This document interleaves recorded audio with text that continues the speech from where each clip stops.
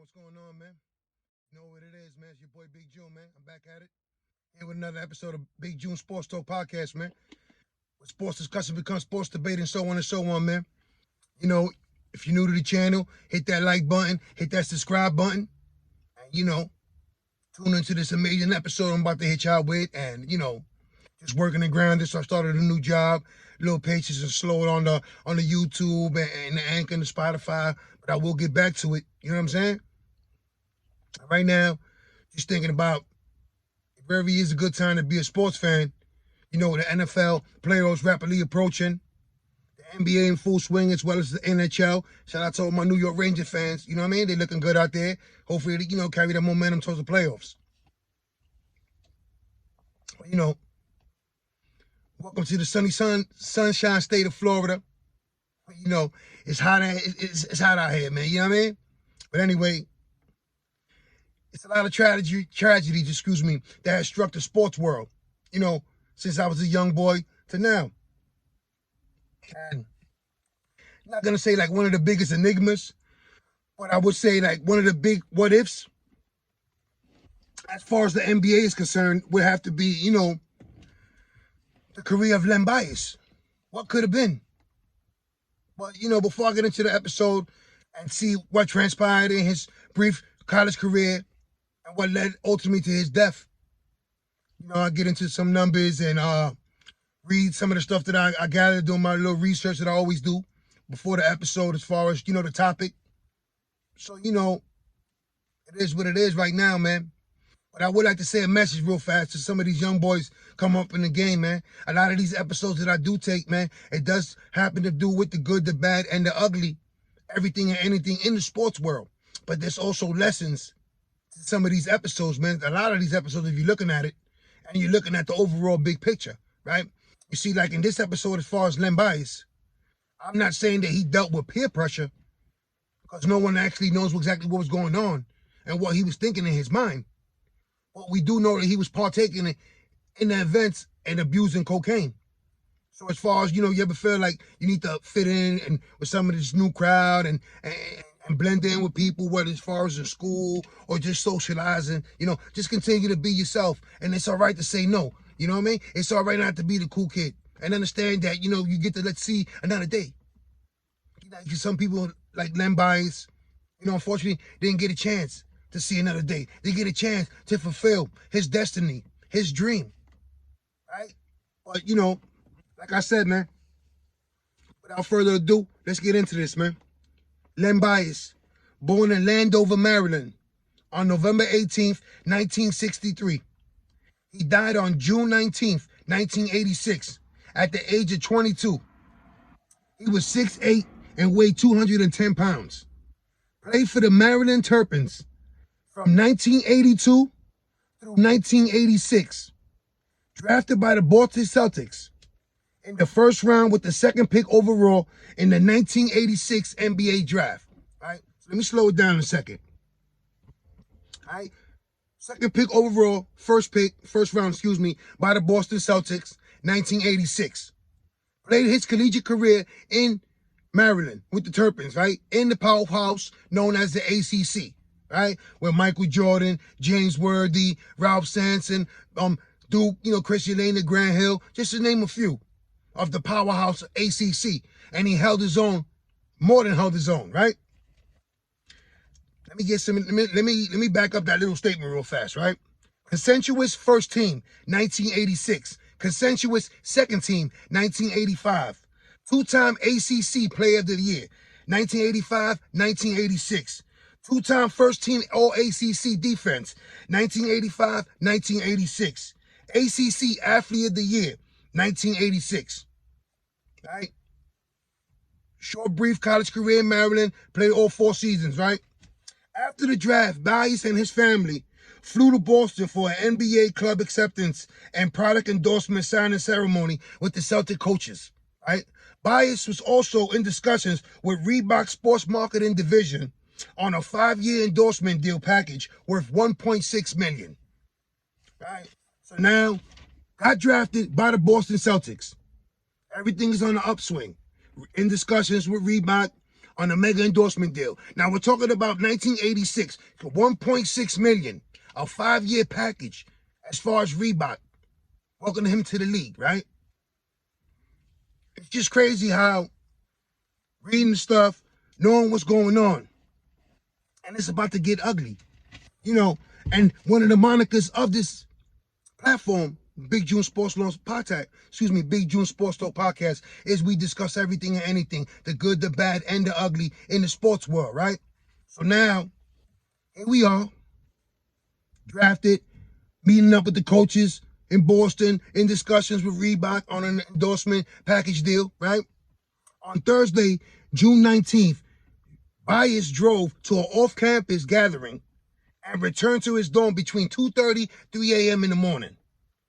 For the next 3 to 4 hours, Bias with longtime friend Brian Tribble and several teammates snorted cocaine from 2:30 to 3 in the morning when he came back from the off-campus gathering, then returned to his dorm where some of his teammates were partaking in cocaine and other activities. So Bias joined them and was partaking and was partying, right? Bias reportedly had a seizure and collapsed while talking to teammate Terry Long at 6:32 a.m. So from 3 a.m. when he returned back to his dorm to 6:32, these guys were having a good time, snoring, conversating, whatever the case might be, in the dorm, right? Teammates, just confiding in one another and one each other, right? Excuse me. When Tribble called by 911, Bias was unconscious and was not breathing. All attempts to restart his heart and breathing were unsuccessful. After additional attempts of reviving him at Leland Memorial Hospital in Riverdale, Maryland, Bias was pronounced dead at 8:55 a.m. All right, so now, get to the part. He's partying, having a conversation with one of his teammates. He's collapsed, catches a seizure. Now he isn't breathing. Brian Tribble calls 911. The paramedics get there. They start working on him. They bring him to the hospital. All attempts to revive him were unsuccessful. He was pronounced dead at 8:55 a.m. in the morning. So from 3 in the morning, when he returned back to his dorm from an off-campus party, from 2:30 to 3 a.m. when he returned, he was partying, with his teammates. Everything happening so fast, I guess celebrating him being drafted, and everything was, how life was moving forward for them, right? And now here it is, pronounced dead at 8:55 in the morning. Like, what just happened? 1 minute you're partying, you're with your boys, you're having a good time, and now everyone's faced with the uncertainty surrounding what's going on. Like, how did he die? What was he doing? Who was he with? All these questions, and the answers will come. And it turned good, being drafted, heading to the NBA. It got bad. It got real bad. Now, a man is dead. And it's just crazy knowing that, I drafted. It's like, slow it down a little bit before I get back into it, man. So now he's pronounced dead. It's just crazy knowing how it led to his death. Right? 4 days after his death, more than 11,000 people attended a June 23rd memorial service in Cole Fieldhouse. Right? There was those who spoke at the service included Red Auerbach, who had mentioned his plan, how he articulated a plan 3 years in advance to draft Len Bias into the Boston Celtics fold, right? Welcoming him into the Boston Celtic family, right? On June 30th, 1986, the Celtics honored Bias with their own memorial service, giving his never-used number 30 jersey, Celtics jersey, to his mother. On July 25th, 1986, a grand jury returned with indictments against Brian Tribble and several teammates, right? but specifically on Brian Tribble, was charged with possession of cocaine with the intent to distribute. Now, things are going crazy. Just looking at it right now, right? Len Bias pronounced dead. Whole university shocked. Parents, everyone's going crazy, consoling, crying. Hysteria all over the place. NBA's feeling it. Everyone is mourning the death of this young man. Right? But it's about to get real worse. And, you know, unfortunately, this is how everything transpired in this story. Right? Let's keep going, though. Len Bias' teammates, Terry Long and David Gregg, were charged with possession of cocaine and obstruction of justice. Long and Gregg were both suspended from the team on July 31st, and all three defendants entered a plea of not guilty. Right? So now some of his teammates are getting charged. Brian Tribble with possession of cocaine with the intent to distribute. Terry Long, charged with possession of cocaine, obstruction of justice, basically saying that, you know, they were tampering with evidence and cleaning up the dorm, making sure that nothing was found as far as paraphernalia or anything incriminating that could hinder the investigation, because it was an ongoing investigation, right? All three entering a plea of not guilty. You know, this is how everything was going after Len Bias was pronounced dead at 8:55 a.m. that morning, right?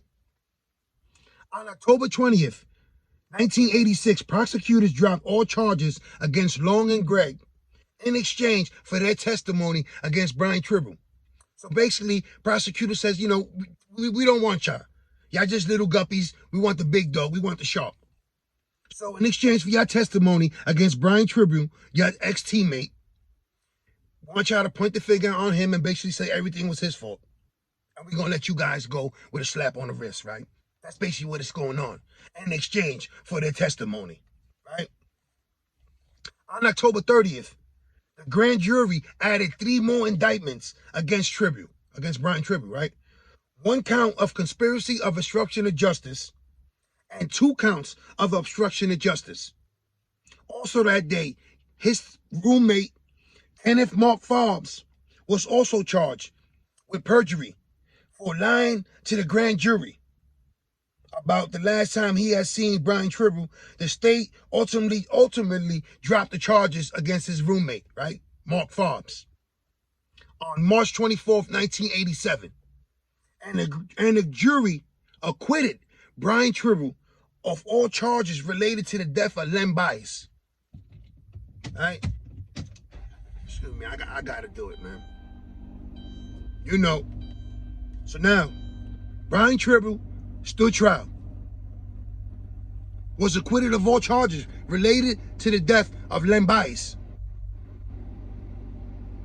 Teammates Gregg and Long had their charges dropped in exchange for testimony against Brian Tribble, which was unsuccessful because he was acquitted of all charges, right? So now just looking at everything, how it's going down. Roommate also charged, lying to the jury, perjury. But, you know, unfortunately, the legal troubles Brian Tribble had didn't end there. They didn't end there, right? Brian ran into more legal troubles in October of 1990. He pleaded guilty to a drug charge following a 2-year government operational sting and cooperated with the government and was sentenced to 10 years and 1 month in prison, federal prison. So, following a 2-year undercover sting operation, he cooperated with the government and was sentenced to 10 years, 1 month in a federal prison. So how do you go from playing college basketball with the dream of possibly making it to the NBA to standing trial on the death of one of your closest friends / teammates, and now not only have you gone backwards, you went from drug using to now drug selling. You found multiple charges on the felony round, got caught up in the sting, and find yourself in a federal prison for the next 10 years. How they say everything can change within a blink of an eye, right? within a blink of an eye, in a New York minute, everything just like that, poof, evaporated, right? All dreams out the window. But you know, there's more to this story, man. As far as Len Bias, there's more to this story. And you know, before I get into it right now, and I keep on with my research, right? Let me just break down like a little something, right? For all you fans of the up-and-coming season of Snowfall, you know, they will be talking about the Len Bias law, and I will too in a few minutes. But Ronald Reagan signed a law following the death of Len Bias, and they're gonna reenact that in that new season of Snowfall. So stay tuned for that, for all my fans of Snowfall. And it's just, look at the magnitude. Look at how the dominoes are falling after Len Bias was pronounced dead at 8:55 a.m. in the morning of that fatal night. All right? Let me continue with this. On December 5th, 1990, tragedy struck the Bias family once again when Len's younger brother Jay was murdered in a drive-by shooting at the age of 20. A dispute in the parking lot in George Plaza shopping mall area, right? A few miles from the University of Maryland. He was pronounced dead in the same hospital as his brother Len, and is buried next to him at the Lincoln Memorial Cemetery. Following the deaths of their sons, the parents of Len Bias became advocates, right? Advocating against gun control, advocating against anti-drugs, becoming an anti-drug lecturer. So basically advocating against drugs and guns, but essentially killed both their sons, right? Hard lessons moving forward. And it's just crazy knowing that, you know, so much pain, so much tragedy can struck one family. You know, to bury one son over overdose of cocaine. For a few years later, having to bury your younger son due to gun violence. And, you know, they turned that negative into a positive and started lecturing, advocating against the drugs, against the gun violence. And that's all they could do. And, you know, let me read this little nugget, man. Right? Louise became an anti-drug lecturer, also starting the Len and Jay Bias Foundation, which served to encourage better examples for the youth. You know, some of these young kids out here lost, don't got no guidance, got no mentors, no one to look up to. So, you know, it's hard. And they started a foundation, and hopefully, you know, to this day, it's going into fruition, and it's helping out many kids. And, you know, like I just mentioned, the Len Bias law. The Anti-Drug Abuse Act of 1986 was signed by President Ronald Reagan. On October 27th, 1986, the law provided a mandatory minimum sentence of 20 years and a maximum sentence of life sentence in prison, along with a fine up to $2 million. This law is known as the Len Bias law. So like I mentioned earlier, in the upcoming series, Snowfall, they will be talking about the Ronald Reagan Act, the law that he played into act, which was called the Len Bias law, right? The University of Maryland conducted their own investigation and uncovered that Len Bias was 21 credits short, despite attending the school for all 4 years before entering the NBA draft. He had earned no academic credits during that time, failing 3 classes, and withdrawing from 2 others during that semester, right? So let me slow that down for a second. Even though he was going to school for the 4 years, the University of Maryland basically saying that he was MIA when it came to the academic parts. So now, how was he suiting up? How was the coach, Lefty Driesell, letting Len Bias or any other one suit up and play, and if you're not going to school, and then you're not honoring that part of the student athlete? Because before you could become an athlete, you have to be a student, right? It's a privilege. It's not mandatory, right? But anyway, on August 26, 1986, State Attorney General Arthur A. Marshall Jr. stated that in the hours after Bias' death, Maryland head coach Lefty Driesell informed and ordered his teammates to clean up the room, get rid of any paraphernalia, anything that would incriminate the university, as well as hinder the investigation of the Len Bias death, right? So basically, clean up the mess. Make sure there's nothing. All right? Though those were rumors, and ultimately found to be false rumors. 2 days later, Bias' dad, James, accused the university and head coach Driscoll specifically, of neglecting the academic status of their athletes. So like I just mentioned, how are these kids, these boys, young boys, allowed to suit up if you're not hitting the books? If you're not meeting the quota as far as the grades? How are they allowed to suit up? Is it because he was an All-American on his way to the NBA? Either or. A lot of fingers being pointed right now, from the university to his parents to the teammates. Everyone is pointing fingers at each other. How the turn of events just went wild after he was pronounced dead, right? Well, you know, let me continue with this. The controversy prompted athletic director Dick Dole to resign on October 7th, 1986. With Lefty Driscoll, the head coach, following suit on October 27th after being the head coach of the University of Maryland for 17 years. Stepping down as the head coach after 17 years due to the investigation, right? The grand jury presiding over the Bias case issued a final report on February 26, 1987. They criticized the University of Maryland's athletic department, admissions office, and the campus police.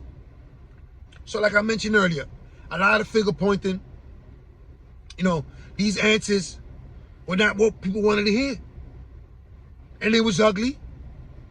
And that's how it ended. So now, looking back at what could have been for Len Bias, like no one will ever know if he truly was peer pressure or, you know, was he just partaking on his own? Because it could have been the end thing at that time in the 80s. But it's a lesson for you young boys coming up in the game, coming up wanting to be the next star. How everything could die out prematurely before you even get to hit that next stage in your career. Look no further than Len Bias. And it's unfortunate that, you know, in the ACC, he stood out amongst his peers in the college ranking. Drafted second overall by the Boston Celtics, one of the most historical franchises in the NBA. Red Auerbach articulating a plan 3 years in advance to draft Len Bias, knowing that he was special. But it was all taken away like this. It's crazy. In the sports world, you know, we discuss this, man. The good, the bad, and the ugly. Everything and anything in the sports world, we talk on this platform, on Big June Sports Talk Podcast, man. And right here, it started out good. A young man about to fulfill his dream, his destiny. Getting drafted. Becoming the next star. Endorsements coming left and right. Who would have thought a little partying with his buddies, with his teammates, will be the last time he'll take his last breath on earth and not get to fulfill his dream? It's crazy just knowing that, you know, everything that transpired in Len Bias and his brief career and what led to his death was some of the choices he made. Now, you know, let me backtrack before I end this episode, man. Could you imagine what was going through his teammates' heads at the time when he couldn't breathe, unconscious, when he was pronounced dead? When they started pointing fingers, when they testified against each other, when one stood trial with his life in the balance, when he served them 10 years in a federal prison. Could you imagine what goes through his mind on a daily basis, knowing that he was one of the reasons why one of his closest friends and teammates is no longer here? He has to live with that hurt and pain for the rest of his life. Could you imagine how much he dwelled in a cell? Not trying to sound, no pun intended, but it is what it is. And like I always mention, man, the good, the bad, and the ugly. And this is the message and a lesson for you young guys coming up in the game, man. Wanting to be the next star. It's all right to say no, like I mentioned earlier. Please don't fall under the peer pressure. Not saying that Len Bias did, but a different situation, different strokes for different folks. It is what it is, man. Again, if you're new to the channel, hit that like button, man. Hit that subscribe button, man. I'm back. I'm working. I'm grinding. You know, I'm about to hit y'all with some audio on Anchor, on Spotify. Be on the lookout.